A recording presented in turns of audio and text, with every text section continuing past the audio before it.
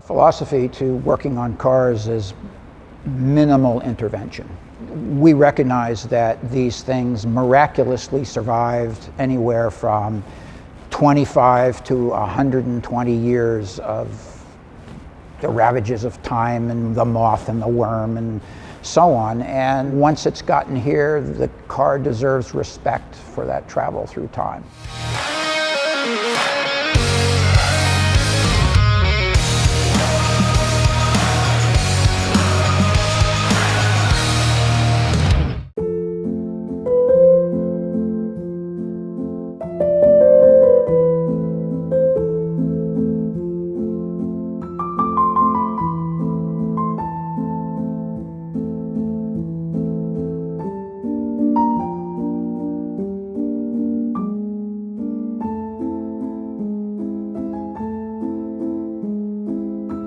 From my grandparents, oddly my grandmother on my father's side and my grandfather on my mother's side were interested in cars at the turn of the century or a little after. And then my dad and his two brothers were very interested in automobiles and reintroduced sports car racing to the United States in the 1930s.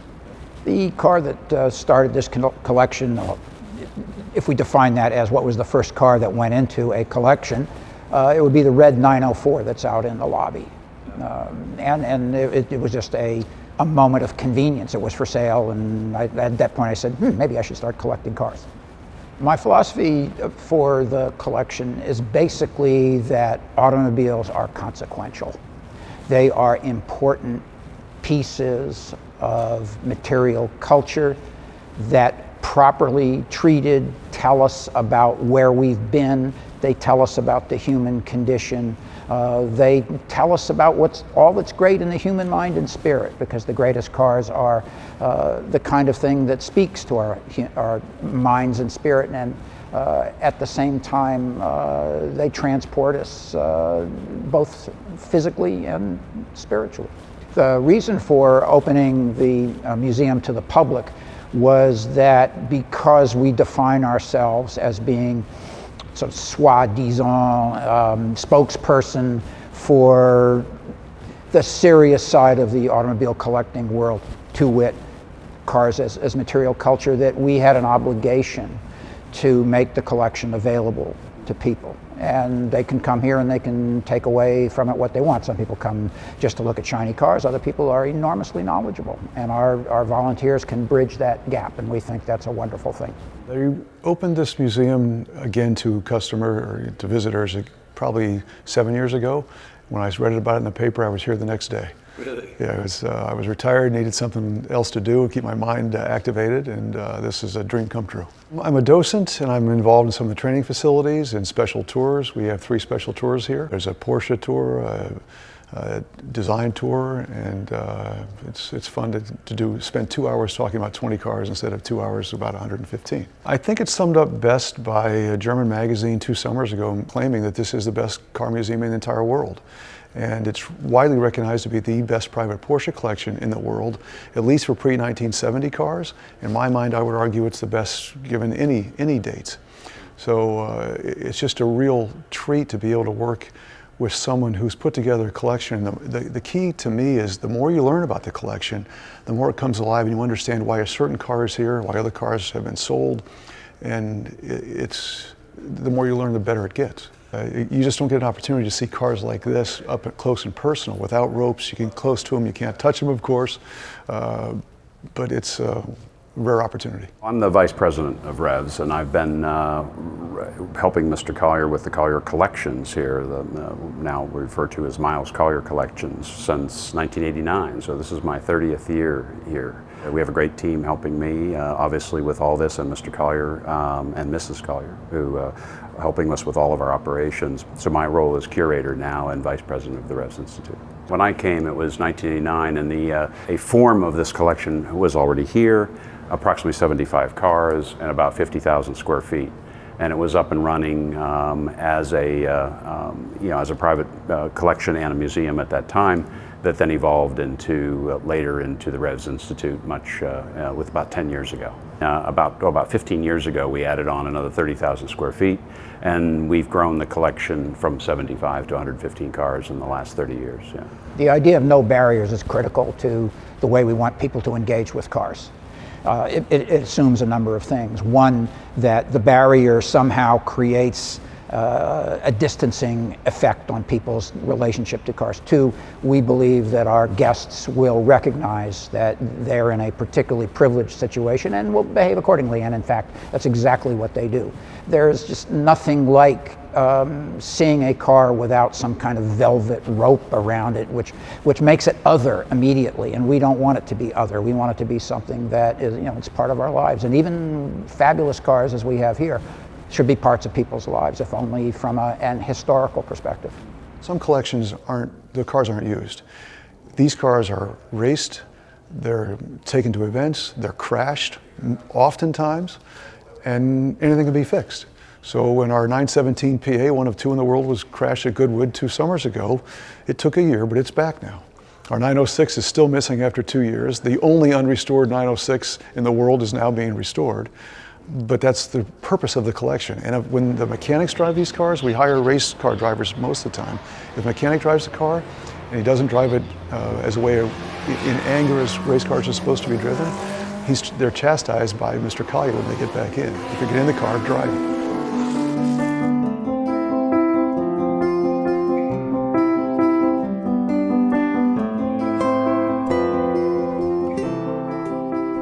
It started with the car behind me right here. This is the only car in the museum on a platform in its own room. This car was originally raced at Le Mans in 1935. It was a team of the Dancing Daughters, 3 cars, all female driven for publicity purposes.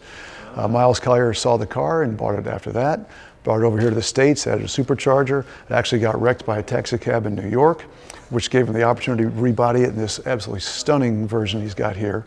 In 1939, he was the first American to race at Le Mans in about 10 years. And that was the bug. He had met Briggs Cunningham in college at Yale years back, and Briggs was a racer himself and wanted to build his own car. And Miles's work at and driving at Le Mans got Briggs interested as well, which turned into the Briggs Cunningham cars in the 1950s, and it all went from there. So the rumor has it, if this museum catches on fire, this is the first car to be saved. So Briggs was selling his cars. Miles went out and said, well, I'll take this one and that one and maybe these 2 here. And finally said, oh, what the heck, I'll take the whole thing. So he purchased about 45 cars, sold off a few that he now wishes he maybe shouldn't have, but that's always hindsight. And at that point, what do? You have to build this.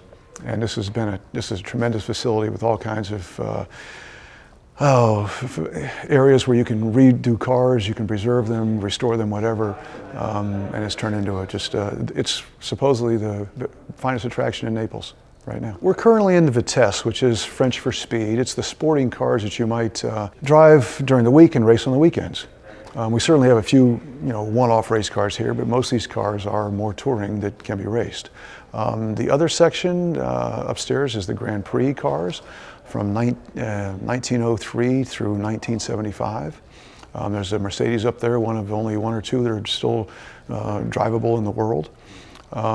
We have the Porsche section, the 21 Porsches. I might mention we have 3 Ferraris here and 21 Porsches, so there's a little bit of love for the German cars. Finally, automobility, back to the beginning. The Model T is the most important car in the world. It changed the world, and so we've got some mostly American cars, up to 1930s. Miles, he wants to preserve the history of the automobile, and in today's day and age with driverless cars and electric cars, and millennials younger kids don't even want to get a driver's license, it is something that changed the world, and it shouldn't be forgotten. So his objective here is to keep it in eternity, running as long as possible, so that people can remember how beautiful some of these cars were, how they did change the world, and how exciting it was back to race, and how dangerous it was back in the 20s, 30s, 40s, etc. And it all preserves the beauty, the heritage, the culture that many people will forget. Timing means a lot when you're acquiring cars. Resources mean an awful lot, but primarily the focus is how would something fit into the collection, Is there a story we're not telling? Is there a time period that we've got a gap in?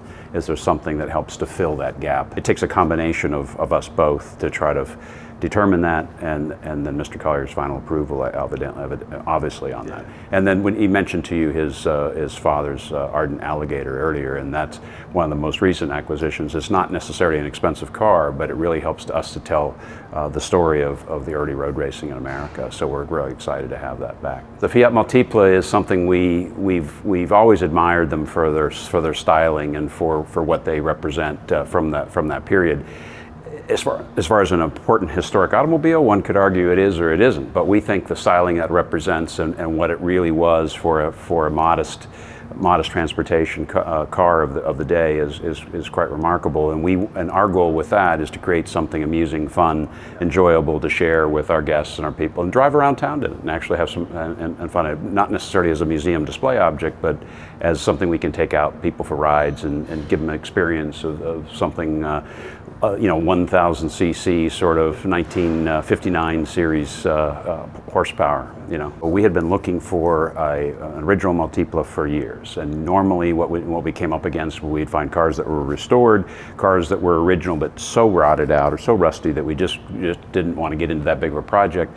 So after a time, we finally found this car behind us, and it is a car that we thought we could preserve and conserve to a degree, but when we really got it here and really got into it, we found that the mice had beat us to it, and there was enough damage from the mouse nest throughout that some of the rust and corrosion down in the cavities need to be dealt with. By the time we cleaned that out, we realized it was just a bit too far gone, and we decided that we had to go all the way. So but usually it's a process of careful cleaning, careful examination, and then just seeing what's left after that process. And in this car behind us, even though it's a less significant car than many in the collection, we use the same processes that we use to restore any of our cars. And so we want to make sure that our guys, our goal on all these cars that we do, we just keep honing and practicing our skills to try to get better at sort of conservation efforts when we can tackle a very important problem in a really historic, significant car. We want to be able to deal with that, and we use that process on this car.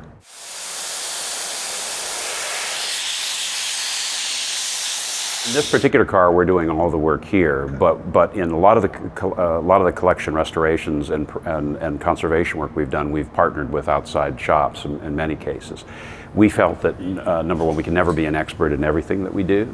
So and number two, there's only so many of us here to do the work. I actually started in the workshop in the day, so I have a good general understanding of how all that, how those operations are. And I understand there's only so many man hours in a year. And so if we wanted to tackle all the work that we want to get done over a period of time, we needed to partner with other shops. So we do look for experts in their field with some of the marked cars that we have. To be able to help us get more done in a given year than we could do on our own. Satisfied with that. Over the last 30 years, I've been involved in over 42 restorations that we've been able to do on cars that we felt were over the top and they couldn't be conserved, because our goal was always to do that conservation sort of preservation look first in an attempt to go out that route. But the Fiat we're going to do here, and we're looking forward to going through the process. You can see it's in the final paint stages now. The program that a car here might typically have over the course of a year is going to be 95% sitting in the galleries, doing its job as a representative of one of the great automobiles of the world. The rest of its time, it will spend a brief period out here in the shop that may encompass 3 to 5 days, at which point we commission the car to run, and we run it, and we check, we have a long checklist of commissioning and a long checklist that's created when we drive the car to identify errors, problems, issues that need to be corrected. We correct those, and then the car comes back and we decommission it to go back on the in the gallery. Now, some particularly privileged cars end up going to events as well, so they'll go to a concours, they may even go to a vintage race, and those cars are here for a longer period of time as we make sure that they're safe and are going to fulfill their mechanical obligations at the event. It's very important to me that our cars be able to run. The way to think about this is all cars are bipartite. They're two entities in one shell. One entity is the car as artifact. When we worry about its originality, we worry about its signs of use and wear and making and modifications and so on and so on. And indeed, we worry about its relationship to time. The other entity that exists in that same shell is what we call active matter. It is a phenomenological property where the thing goes out and it operates. And in order to appreciate an automobile, it has to be seen to operate, because the very definition of active matter is something whose function is so critical to our apprehension of it that unless we see it go, we have no idea. And so we have to balance. There's a tension between maintaining the artifact as active matter and maintaining the artifact as an authentic piece of the past without too much intervention in the modern day. Each car is usually taken out twice a year. The racing cars, oftentimes not, because the way the different metals in there heat up and it causes wear. So they're exercised for purposes like when they race them at Monterey, for instance. Other than that, almost everything is driven. I've seen that car on the road. I was behind it and couldn't believe how foolish it looked with little skinny bicycle tires and a body that's 4 feet wide. The Delahaye was gorgeous, but on the street it looked pretty funny. So they're all used. We've got a Grand Sport Corvette, one of 5 in the world. They spent thousands of hours restoring it and took it straight to Monterey. Another museum has one. They have a replica they race. Ours was driven that first time out, and our driver spun it right in front of Mr. Collier. He came in, the driver came into the pits. Mr. Collier walked up and said, "What's it need?" Softened suspension, it should be fine. And our video will show you him winning that race in the priceless Grand Sport Corvette.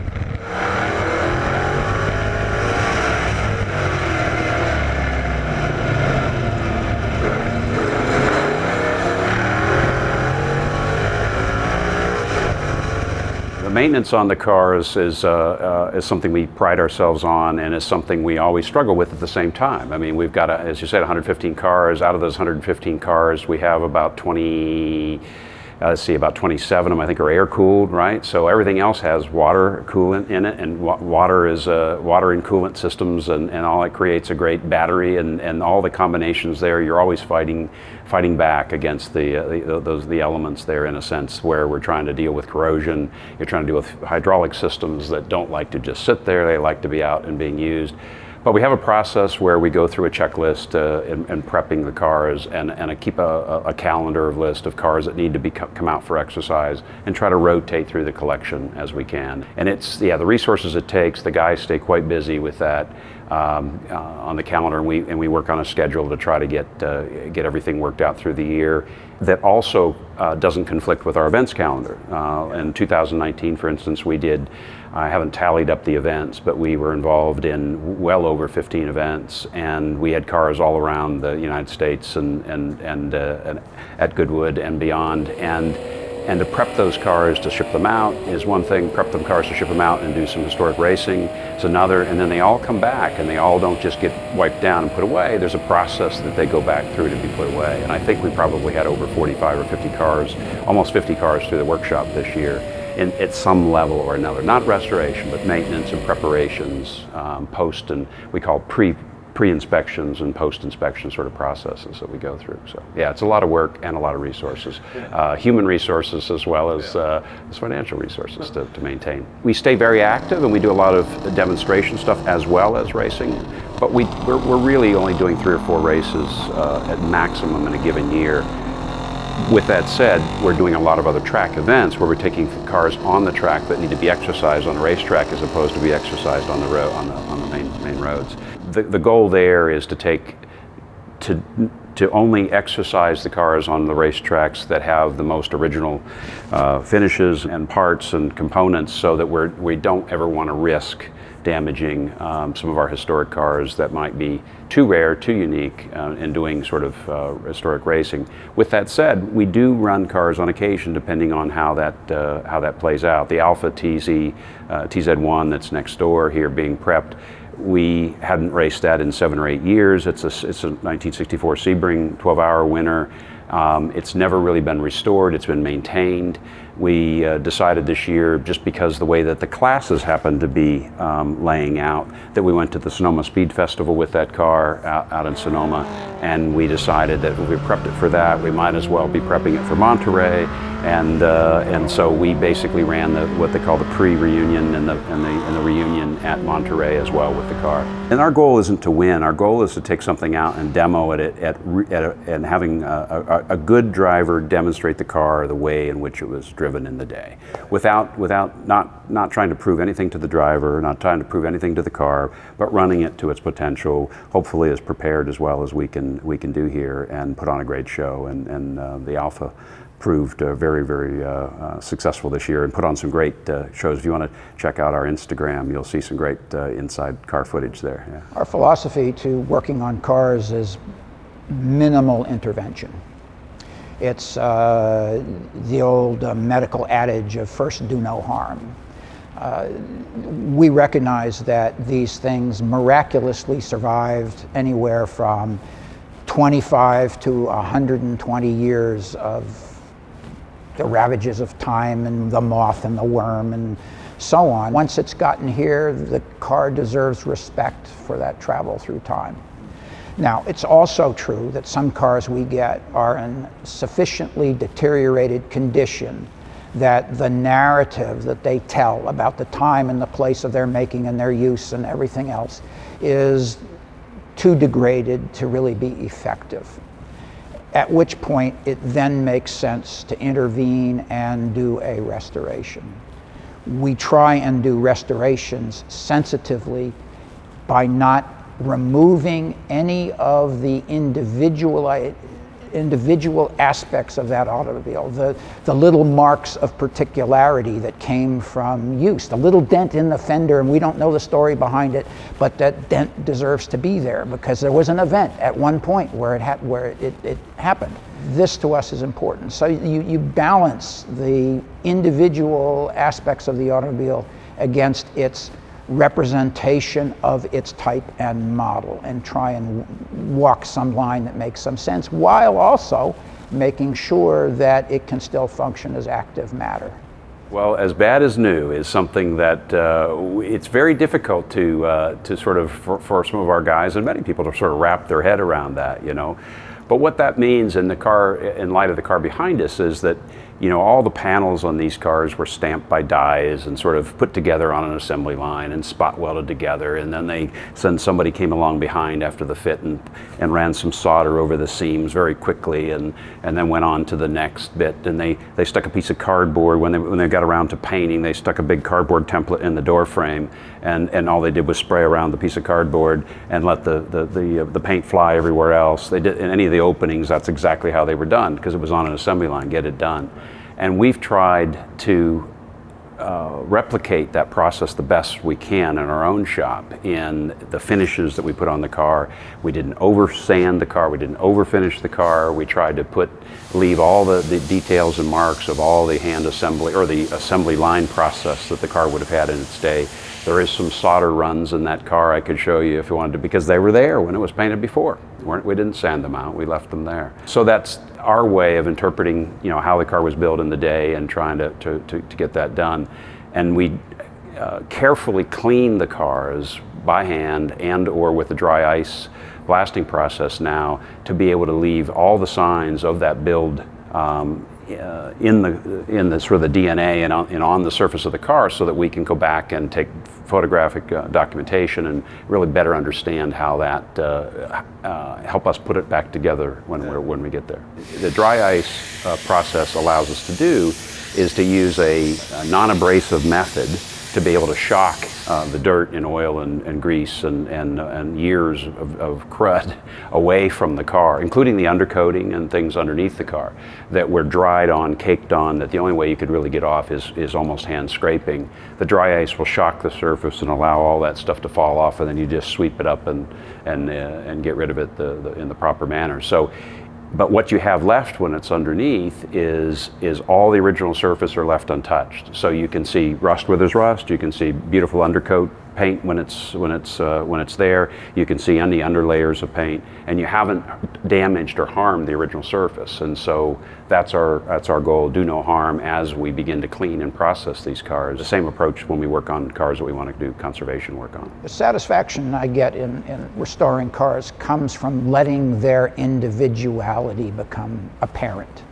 And so if the story that's impounded in the physical fabric of the car, the marks, the indications of its past, can be preserved and in fact highlit, then that is a profoundly interesting and satisfying experience. And an example of that would be the 5-liter Indy Ballo, where we unpacked a number of sort of interesting things about that car that heretofore weren't appreciated, and we found it in the fabric of the car.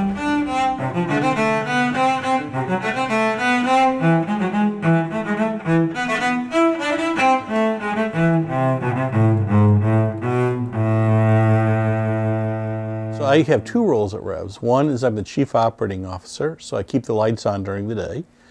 And two, I'm Director of the Library and Archives. And this is one of the most comprehensive library and archives in the automotive world.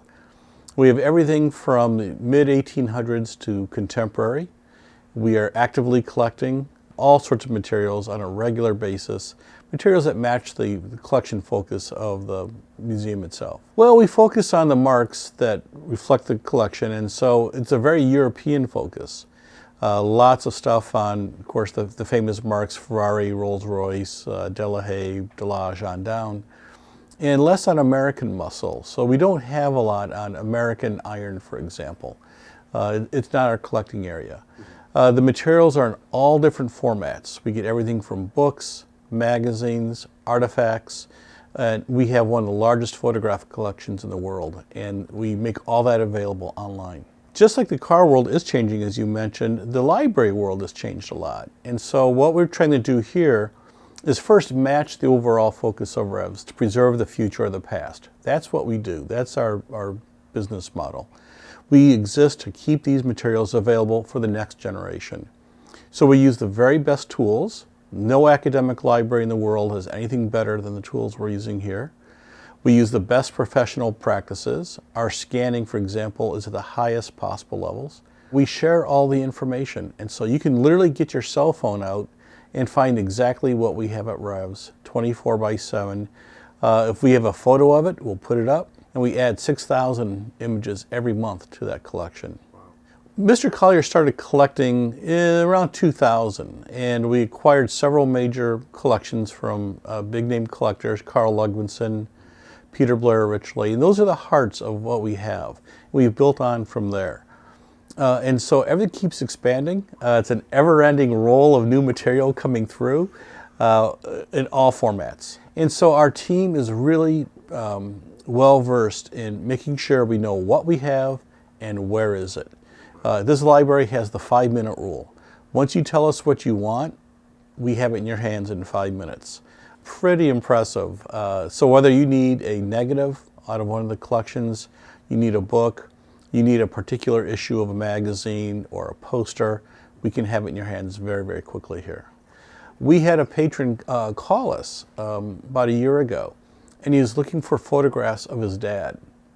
And we told him how to search our digital library and how to order. Within minutes, he found 50 photographs of his dad and ordered them, and we had those in his hands within an hour. That was the most valuable stuff we had in the collection for him. And so that all depends, on the user. To me, what's valuable is when you got a great story behind the item. The strangest thing we have is probably the pit telephone from Le Mans. Okay. That's that phone right there. Yeah, that's that. Well, one of our friends was walking through the track in the early 1990s as they were demolishing a bunch of the old buildings. And they said, "Hey, you want this telephone?" And so he took it, and he held it for 20 years before he thought of giving it to Revs. And so this was a phone they would have had on the end of the Mousseline Strait. And this was put in after the 1955 accident. And so you would have used this phone to call into the pit and report any problems with your car, pre-radio days, and it's still pretty far out there. And so these phones were used into the late 80s, And so it's just one of those objects that you're not going to normally find anywhere else. And so it's very cool to bring out, and people get a kick out of seeing. Behind me is a trophy won by Lance Reventlow. Again, we treat all our objects, in the same way to preserve them. Again, preserving the future of the past. So this is a trophy made of cheap materials back in the day. So we've had our shop take a look at the different kinds of plastics and metals and make sure it's as stable as we can possibly be.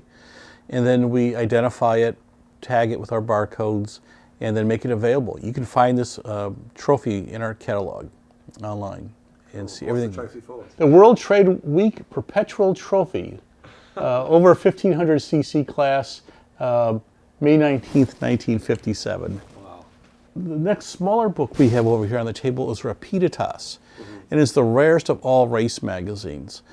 Came out for the Targa Florio in 1906 in multi-languages, English, German, French, Italian, descriptions of the race with actual photographs from the race hand pasted into the book. We know of 9 sets in the world, and we have 1.5 of them.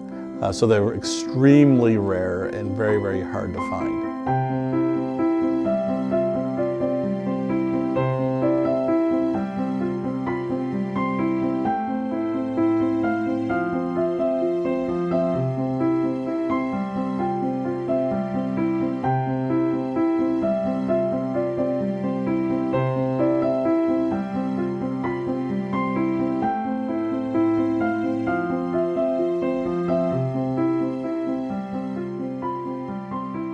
I'm more into modern speed in cars, so the McLaren F1 is by far my dream car. I just missed getting a ride in it a year ago. We'll see if I can pull that off soon. Other than that, there's a favorite car in every section. The Vanwall up in the Grand Prix cars is a perfect example of how the more you learn, the more you understand why the car is here. To me, it was just, okay, fine, it was the first British car to win the constructor's title. But when you really understand what went into it behind it, and Toner Vandervelde, and why he did what he did, and the people he brought in, and the parts he used, and where he sourced them. It wasn't about just using British parts like the BRM was. It was about the best part possible. So we'll use an Italian gearbox or American brakes or whatever it takes to win. And coming from a guy that his father initially thought he was a loser, and so he sold his company to Lucas, to come back and do what he did is just tremendous. And a one-off program, going up against Ferrari, against Porsche, etc. He did it himself. But that's why that car's here. And those are the kind of things that you just can't, you don't know until you really dive into it. I actually volunteered at another museum in the summer. They have one of the finest collections of modern Porsches available. You name it, he's got it. I'll leave it at that. This collection, though, is made up of every car that was built by Porsche factory. We don't have a Gamoon coupe, but we've got one of the test mules, the 356 SL, and the first race car, and every single other race car version that was made, and street version as well. And each of these cars has a particular story, a particular history that makes it important. Having serial number 01, the first race car, speaks for itself. The RS60 we have won the Targa Florio. The RSK is one of 2 that was built with a center steering that can convert it to center steer. One of 2, 39, but 2 had this. The RS61 is one of 2 that was built with the original length chassis. The Carrera Speedster they've got has won more races than any other car in SCCA history. The 906, driven by Briggs Cunningham, 904, the first 904 to ever win a race in the world. The first 911 to win a road race anywhere in the world. Our 910, it was the first car to win the Nürburgring race for Porsche. Our 907, my God, there's only 7 left, but this one won Sebring its first time out and had the most remarkable restoration in the history of automobiles. They took 1,000 hours to chip off a ½ an inch of extra fiberglass when it was converted to a street car. But it has to be decked to original, so now it's the original fiberglass. Our 917, the only one original in the world, says it all. 917 PA, one of 2. The other one is sitting in the Porsche Museum with a 16-cylinder engine in it. Ours is here with one of the original style engines. Our 9083, it's the last one ever made. I forgot the Abarth Carrera. It was the first one ever made of the 20-odd built. And it's won its class at Le Mans. Every single car. has a story that makes it important. That almost everyone has won a race. Our 908, I forgot the 908 LH, one of Mr. Collier's favorites. It won at Spa, was second at Monza, the most winningest 908 of the 50 built. The Flunder, it's the only one that ever won a race. That speaks for itself, all of it. There are a lot of Porsches in this collection, not so much because I love Porsches, though I think Porsche are an estimable make. They are here primarily as a vertical slice of one company's engineering that we can track from inception in 1948, 1949 with their first products, all the way through the first oil crisis in 1971. And you know, the whole world changed in 1973 with the oil crises and the change to sort of silhouette racers. So you know, having to pick a beginning and an end, we chose the inception of Porsche to the end of the 917 era. And the fascinating thing about Porsche is they went from a silly little Volkswagen base car that used the wrong fluid to cool the engine with the engine in the wrong end, up to these absolutely world-dominating, amazing automobiles that even today I think people think back as sort of the very quintessence of the late 1960s and early 1970s. So the car is here because we wanted one vertical slice of one company's engineering. It's also here because it's interesting, but every car here is interesting, and that is the unifying factor in everything in the collection. There are special cars in this collection, and you know, not all of them are because they were amazingly rare and valuable, though certainly that's the case. The W154 Mercedes is certainly an example of sort of a capstone automobile that if you are going to collect Grand Prix cars starting way back in the Gordon Bennett days and try and go up somewhere into the more modern era, you unavoidably have to deal with the silver arrows. Other cars that have been enormously satisfying or important to me personally was we just recently acquired my dad's old Watkins Glen racing car from 1949 that he won the Watkins Glen Grand Prix in, the so-called Ardent Alligator. That's sort of a poignant moment because it's suffered the vicissitudes of many owners who not necessarily is familiar with its history or sensitive to the kinds of issues that we deal with, and so we will be making it right.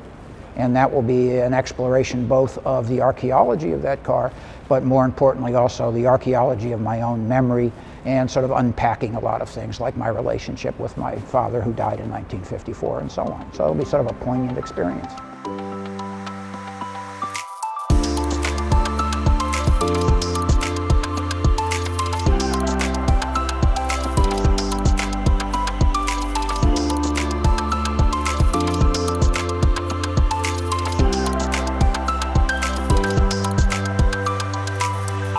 The Revs Institute means to me an organization, an institution that allows us to follow the mission of its founder and the mission that allows us to preserve the future of the past and to really allow us to sort of take the lead in creating a movement, if you will, in sort of bringing a higher level of importance to this. I mean, in other words, cars and collectible cars and historic racing cars are a way of enjoyment to a lot of people, and they are to us as well. But we're trying to also give them the seriousness and attention that they deserve, and we think that Revs can really help with that, and we think we've been doing that. My passion really comes back to when I was a kid growing up. My dad always worked on cars. He didn't have the passion for speed that I had, and my walls when I was a kid were filled with rows of model cars everywhere. As soon as I got my driver's license, my buddy and I would go to the Porsche dealer and look at all the new Porsches. That's what we do twice a month. So it's always been a passion. I had objectives when I graduated from college, and part of it was which car I was going to get at which age. It's always been in my blood, but when I came here, I didn't know anything about pre-1970. And because that's really my age when I grew up. And so I had to learn about all these cars. I spent a tremendous amount of time looking through on Wikipedia, researching, you name it, at every brand in here. I've got a lengthy 30, 40 page write-up of each car, what's the difference between a Roots supercharger versus centrifugal superchargers, the people involved, and the racetracks involved. Avis racetrack has got a tremendous story behind it. So those things just intrigue me, and it's fun learning and researching. And then when, as I said before, when you learn what Mr. Collier has done, and you understand, the more research you understand why he's done what he's done, and the whole thing just really comes alive. And to me, I do this, a couple times a week, or 3 or 4 times a month, I guess, and you never get bored. Because there's always somebody with a new question. You always remember you were able to say something else about this car, which you weren't able to last time. And I can talk for 4 hours about half this collection. Give me the whole day, and I'll still be talking. The tendency to over-restore is something that Revs has, I think, had some effect with. And one of our guiding tenets that we try and espouse to people is don't do any more than is absolutely necessary. That the artifact will never have more historic significance than before you touch it. I think we're doing interesting and valuable work in the historical automobile space. We are looking forward to a future where we can participate more with other people in some of these higher level, more intellectualized, more scientific and research oriented explorations of the car as material culture. And to me, that's the fascination of this field.